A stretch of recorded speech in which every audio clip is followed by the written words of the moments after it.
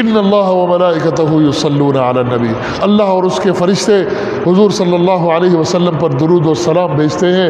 اے ایمان والو تم بھی حضور صلی اللہ علیہ وسلم پر درود و سلام بھیجو۔ اللہم صلی علی محمد وعلی آل محمد کما صلیت علی ابراہیم وعلی آل ابراہیم انک حمید مجید۔ اللہم بارک علی محمد وعلی آل محمد کما بارکت علی ابراہیم وعلی آل ابراہیم انک حمید مجید۔ توہین رسالت کا مسئلہ، ان الذین یؤذون اللہ ورسولہ، وہ لوگ جو اللہ اور اس کے رسول کو اذیت دیتے ہیں، ایذا پہنچاتے ہیں، تکلیف دیتے ہیں، لعنہم اللہ فی الدنیا والآخرہ، اللہ ان پر لعنت کرتا ہے دنیا اور آخرت میں، اور ان کے لیے بہت دردناک اور بڑا عذاب تیار کر رکھا ہے۔ یاد رکھیے توہین رسالت یہ ناقابل معافی جرم ہے۔ حضور صلی اللہ علیہ وسلم سے زیادہ رحمت والا کوئی ہو سکتا ہے؟ حضور سے زیادہ نرم دل کوئی ہو سکتا ہے؟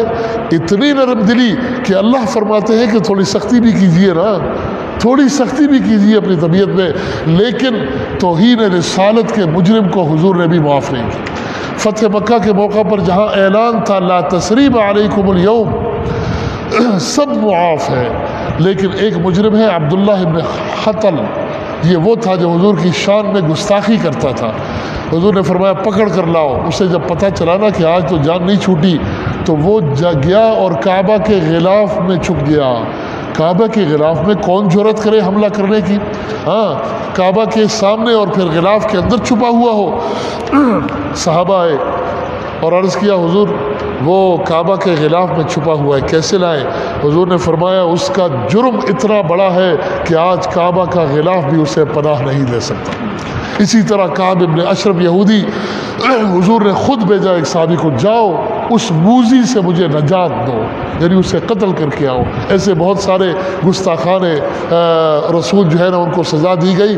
پاکستان میں بھی الحمدللہ یہ قانون ہے، ہمارے بزرگوں کی محنت سے سن 73 کے آئین میں اسلامی شقیں موجود ہیں، جن کو یہ ہر آنے والی حکومت، ابھی بھی اس سے پہلی والی حکومت بھی اور اس سے پہلی والی بھی ہر حکومت آنے والی چھیڑنے کی کوشش کرتی ہے۔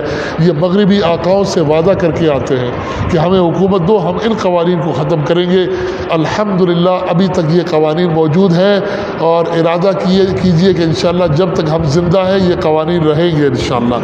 ان اسلامی قوانین میں اضافہ تو ہو سکتا ہے، لیکن ان میں انشاءاللہ کبھی نہیں آنے دیں گے انشاءاللہ۔